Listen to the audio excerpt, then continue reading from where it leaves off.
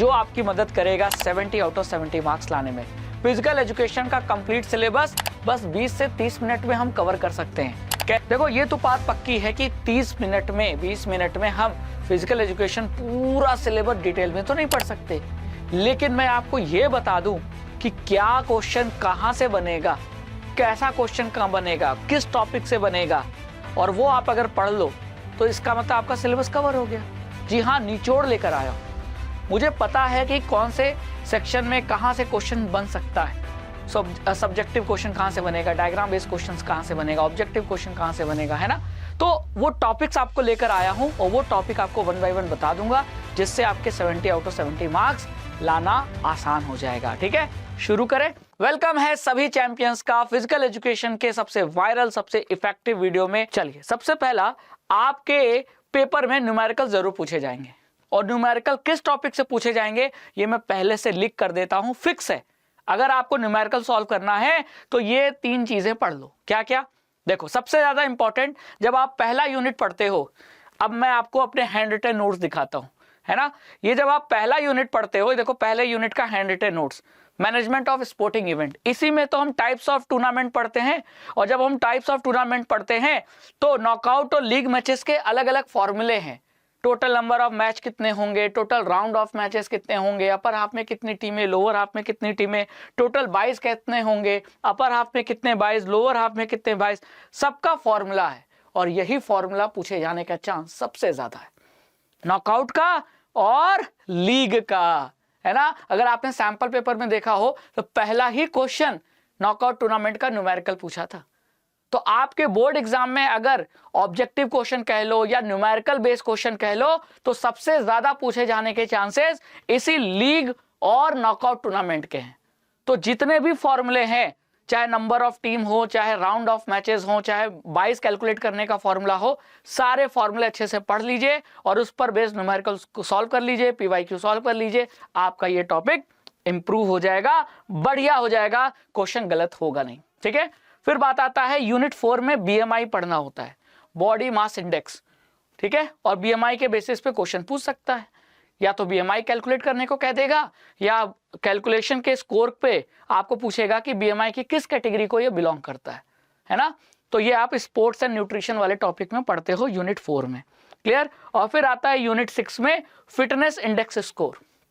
दिखाता हूं ये फिटनेस इंडेक्स स्कोर कहां से आ गया। तो यूनिट 6 जब आप पढ़ते हो तो ये हार्वर्ड स्टेप टेस्ट होता है, ताकि आपके एरोबिक फिटनेस यानी कार्डियोवास्कुलर फिटनेस को चेक करने के लिए।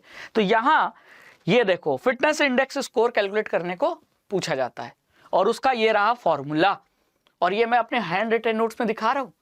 लास्ट मोमेंट पे जब आपको रिवीजन करना होगा तो पूरी बुक पढ़ने से अच्छा है कि ऐसे शॉर्ट हैंड रिटन नोट्स जल्दी पढ़ लोगे, रिवीजन भी जल्दी हो जाएगा।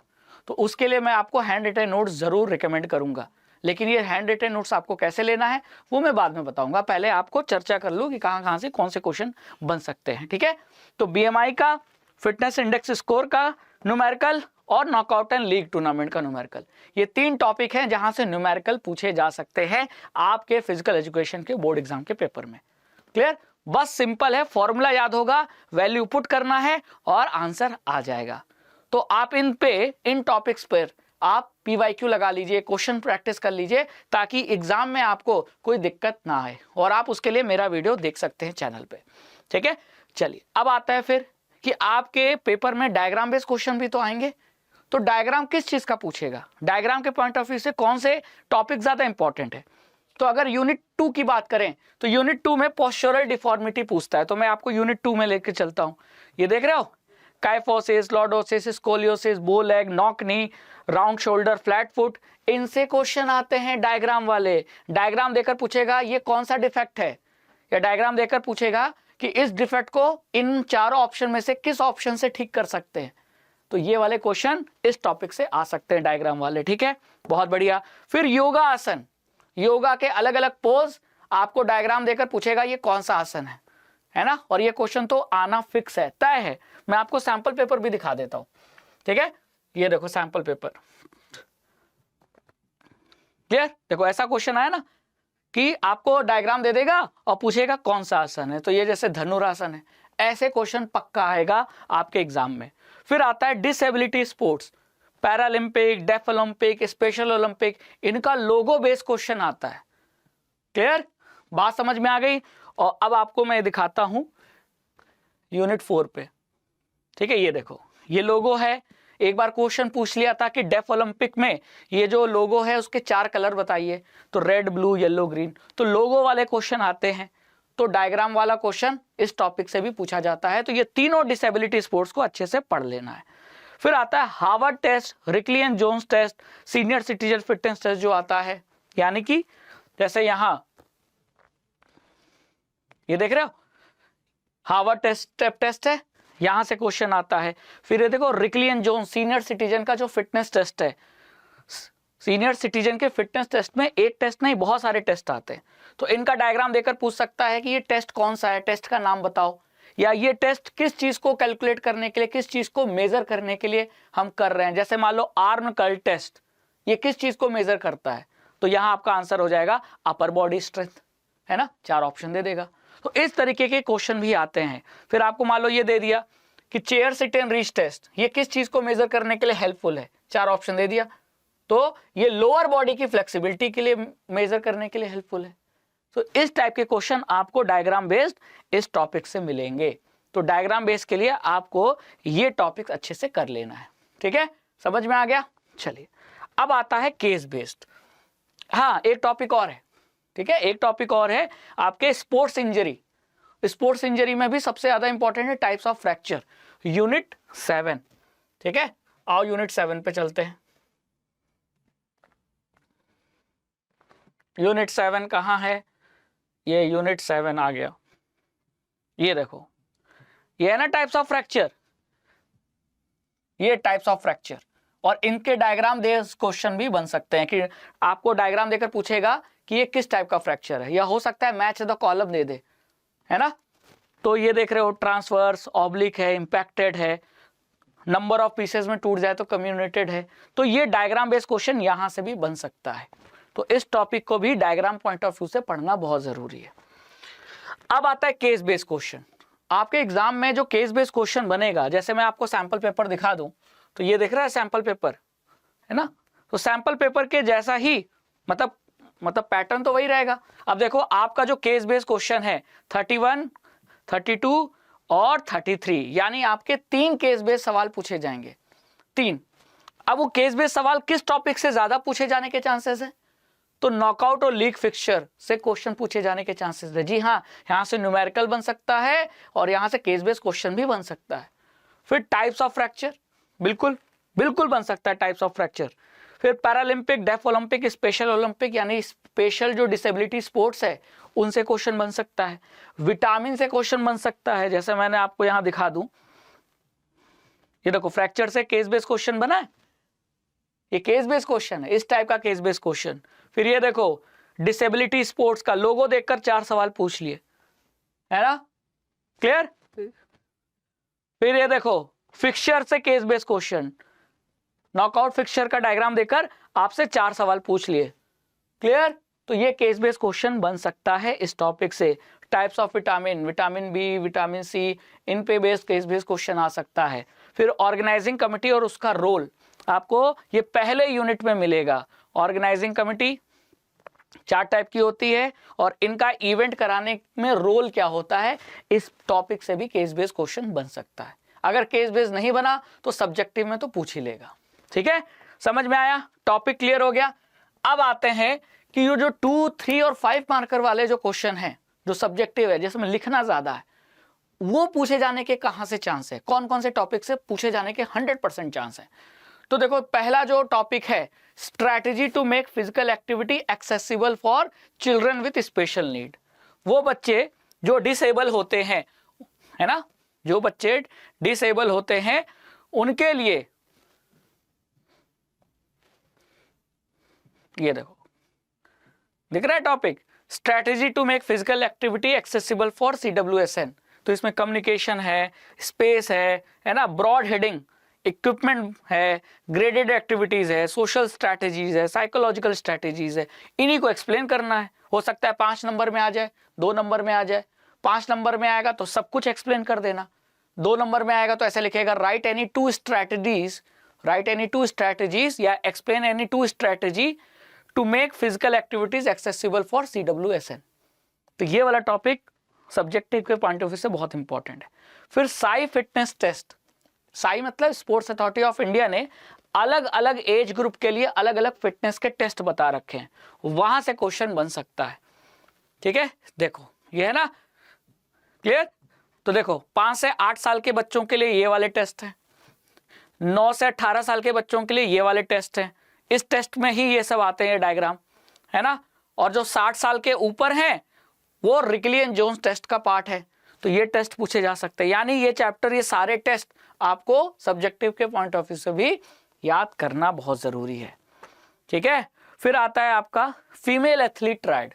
फीमेल एथलीट ट्रायड में मतलब आपको इसके कंपोनेंट्स याद रखने हैं, दिख रहे हैं, फीमेल एथलीट ट्रायड के कंपोनेंट्स, और कंपोनेंट्स को एक्सप्लेन करना हो सकता है, क्लियर। और इसी कंपोनेंट में कुछ टर्म आते हैं, बुलिमिया नर्वोसा, है ना। तो ऐसे टर्म्स को भी आपको याद रखना पड़ेगा, ठीक है, सब्जेक्टिव क्वेश्चन के पॉइंट ऑफ व्यू से। फिर types of lever and its application in sports. तो टाइप्स ऑफ लीवर किस चैप्टर में मिलेगा? बायोमैकेनिक्स चैप्टर में। लीवर 3 टाइप का होता है और उसके रोल होते हैं, ये देखो, ये है ना, first class lever, second class lever, third class lever. फिर इनका स्पोर्ट्स में एप्लीकेशन होता है, तो यहां से क्वेश्चन आ सकता है। फिर साइकोलॉजिकल एट्रीब्यूट्स इन स्पोर्ट्स, ये साइकोलॉजी एंड स्पोर्ट्स वाले चैप्टर में मिलेगा। तो साइकोलॉजिकल एट्रीब्यूट्स इन स्पोर्ट्स, ये देखो कैसे एक अच्छी साइकोलॉजी से आप अपनी स्पोर्ट्स की परफॉर्मेंस इंक्रीज कर सकते हैं। इसके अंडर ये 4 कैटेगरी है, यहां से क्वेश्चन आ सकते हैं। Self esteem, mental imagery, self talk, goal setting, इनको अच्छे से पढ़ लेना है कि सेल्फ स्टीम का मतलब क्या होता है, कैसे साइकोलॉजी को इंप्रूव करने में ये हेल्प करता है, मेथड, ये सब मेथड है ना, ये सब क्या है, मेथड है। बात समझ में आ गई। मेंटल इमेजरी, सेल्फ टॉक, हम अपने मन में अपने आप से बात करके अपने आप को मोटिवेट करते हैं, तो ये सब साइकोलॉजिकल एट्रीब्यूट्स होते हैं, इनको अच्छे से पढ़ लेना है सब्जेक्टिव पॉइंट ऑफ व्यू के तरफ से, ठीक है। फिर आता है मेथड्स टू डेवलप स्ट्रेंथ, एकदम लास्ट चैप्टर। तो जब लास्ट चैप्टर पे जाएंगे, और ये सब कुछ मैं अपने हैंड रिटन नोट से दिखा रहा हूं, किसी बुक से नहीं दिखा रहा हूं। तो अगर आप लास्ट चैप्टर पे जाओगे तो फिजिकल फिटनेस के बहुत सारे कंपोनेंट होते हैं, और स्ट्रेंथ, एंडोरेंस, स्पीड और फ्लेक्सिबिलिटी में से अगर स्ट्रेंथ को बढ़ाना है तो आपको क्या करना पड़ेगा? एक्सरसाइज करना पड़ेगा। तो ये 3 टाइप की एक्सरसाइज आती है, आइसोमेट्रिक, आइसोटोनिक, आइसोकाइनेटिक। इन तीनों को अच्छे से पढ़ लो सब्जेक्टिव पॉइंट ऑफ व्यू से। फिर फैक्टर अफेक्टिंग इक्विलिब्रियम, इक्विलिब्रियम को अफेक्ट करने वाले फैक्टर, ये आपका वापस से किस चैप्टर पे आ गया? बायोमैकेनिक्स चैप्टर पे। ये देखो, तो इक्विलिब्रियम कितने टाइप का होता है ना, इक्विलिब्रियम के टाइप। और देखो प्रिंसिपल टू अफेक्ट इक्विलिब्रियम, मतलब स्टेबिलिटी कैसी होनी चाहिए, कौन कौन से फैक्टर हैं जो इक्विलिब्रियम पर असर डाल सकते हैं, जैसे बॉडी वेट है, सेंटर ऑफ मास है, सेंटर ऑफ ग्रेविटी है ना, ये सब फैक्टर्स हैं, इसको अच्छे से पढ़ लेना। फिर कमिटी एंड इट्स रोल, तो मैंने ये भी बताया था कि अगर आप केस बेस्ड क्वेश्चन में जाओगे तो ऑर्गेनाइजिंग कमिटी पहले चैप्टर में, तो या तो केस बेस्ड में पूछ लेगा, नहीं हो सकता है कि सब्जेक्टिव में पूछ ले कमिटी एंड इट्स रोल, नहीं तो एमसीक्यू में भी क्वेश्चन मिल सकता है। अगर आप ये टॉपिक पढ़ लेते हो तो आपका एमसीक्यू भी हो जाएगा, केस बेस्ड में पूछा तो भी हो जाएगा, सब्जेक्टिव में पूछा तो भी हो जाएगा, ठीक है। तो देखो 4 टाइप्स की कमिटी है, technical committee, logistic committee, finance committee और मार्केटिंग कमिटी। सबका रोल, अब मैंने क्या किया है अपने हैंड रिटन नोट्स में, सबका रोल एक जगह कर दिया है, तो आपको याद रखना आसान है, ठीक है। जैसे लॉजिस्टिक कमिटी, ओपनिंग और क्लोजिंग सेरेमनी कौन? लॉजिस्टिक कमिटी करेगा, है ना। और इक्विपमेंट और स्टेशनरी का अरेंजमेंट कौन करेगा? टेक्निकल कमिटी करेगी, ठीक है। मार्केटिंग मीडिया, प्रिंट मीडिया से कौन छपवाएगा?